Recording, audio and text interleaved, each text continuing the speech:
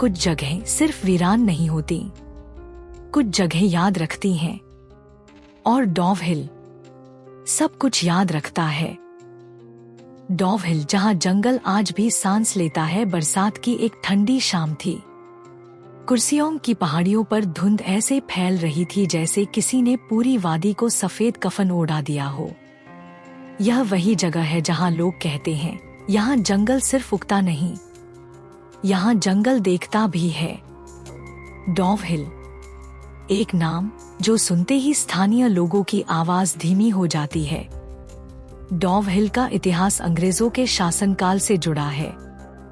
1830 के आसपास ब्रिटिश अधिकारियों ने इस पहाड़ी इलाके को एक शैक्षणिक केंद्र के रूप में विकसित किया। यहीं बना विक्टोरिया बॉयज स्कूल और डो हिल गर्ल्स स्कूल, दो ऐसे संस्थान जो आज भी मौजूद हैं। पुराने दस्तावेज बताते हैं कि उस दौर में यह इलाका बेहद सुनसान था। घना जंगल, सीमित आबादी और रात होते ही चारों तरफ अजीब सी खामोशी।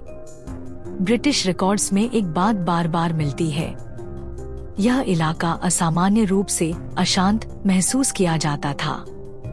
1890 के दशक में विक्टोरिया बॉयज स्कूल के कुछ शिक्षकों ने अपनी डायरी में लिखा, रात में स्कूल के गलियारों में किसी के चलने की आवाज आती है, जबकि सभी छात्र हॉस्टल में होते हैं।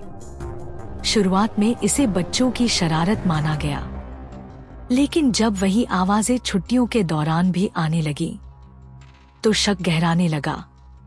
डॉव हिल के पास एक संकरी सड़क है जिसे स्थानीय लोग आज भी डेथ रोड कहते हैं। स्थानीय पुलिस रिकॉर्ड्स और मौखिक इतिहास के अनुसार 1900 से 1930 के बीच इस इलाके में कई गुमशुदगी दर्ज हुई। कुछ मामलों में शव कभी नहीं मिले, कुछ मामलों में सिर्फ कटे हुए सिर। आज भी कई प्रत्यक्षदर्शी दावा करते हैं कि जंगल के रास्ते पर चलते समय एक बिना सिर का लड़का आगे आगे चलता दिखाई देता है। जब आप रुकते हैं, वह भी रुकता है। जब आप तेज चलते हैं, वह भी तेज हो जाता है। लेकिन मुड़कर देखने पर कुछ नहीं। डो हिल गर्ल्स स्कूल के हॉस्टल की दीवारें आज भी वही हैं, जो 180 साल पहले थी। कई पूर्व छात्राओं ने इंटरव्यू में बताया, रात को दरवाजे अपने आप खुल जाना, सीढ़ियों पर कदमों की आवाज, किसी का नाम लेकर फुसफुसाना। एक शिक्षिका ने बताया, मैंने अपने कमरे में किसी को कुर्सी पर बैठे देखा, रोशनी जलाते ही वह गायब हो गया, लेकिन कुर्सी अब भी हिल रही थी। यह बयान 1973 में स्थानीय अखबार में प्रकाशित हुआ था। सबसे डरावनी बात यह है कि इन घटनाओं का ज्यादातर हिस्सा छुट्टियों के दौरान होता है, जब स्कूल पूरी तरह खाली होता है। स्थानीय चौकीदारों के अनुसार जब कोई बच्चा या शिक्षक नहीं होता, तब आवाजें और तेज हो जाती हैं। हंसी, रोना और कभी-कभी ब्लैकबोर्ड पर चौक चलने की आवाज। डॉव हिल को लेकर एक और चौंकाने वाली बात है, यहाँ आने वाले कई लोग मानसिक बेचैनी महसूस करते हैं। ब्रिटिश मेडिकल रिपोर्ट्स में दर्ज है कि कुछ अधिकारियों ने इस इलाके में तैनाती के बाद अनिद्रा, भ्रम, अचानक गुस्सा और आत्मघाती विचार की शिकायत की। इसी वजह से अंग्रेज अफसर इस पोस्टिंग को अनफेवरेबल पोस्टिंग कहते थे। आज भी कुर्सियोंग के स्थानीय लोग सूरज ढलने के बाद डॉव हिल की तरफ नहीं जाते। उनका कहना है, दिन में यह जगह सुंदर है, लेकिन रात में यहाँ कुछ जाग जाता है। कुछ लोग इसे आत्माओं की उपस्थिति मानते हैं।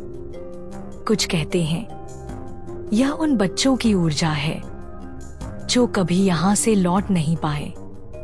वैज्ञानिकों ने कोशिश की घने जंगल, कम ऑक्सीजन, कोहरा और आइसोलेशन को इन घटनाओं का कारण बताया।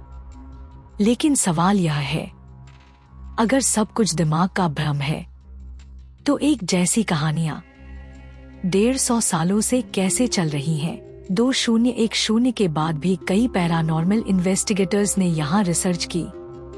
ईएमएफ मीटर में अचानक स्पाइक्स, रिकॉर्डर्स में बिना आवाज के फुसफुसाहट और कैमरों में धुंध के बीच इंसानी आकृतियां। कोई पुख्ता सबूत नहीं, लेकिन डर आज भी मौजूद है। डॉव हिल सच में भूतिया है या यह जगह उन अनकही त्रासदियों की गूंज है जो समय में कहीं दफन हो गई? क्योंकि कुछ जगह याद रखती हैं और डॉव हिल बहुत कुछ याद रखता है।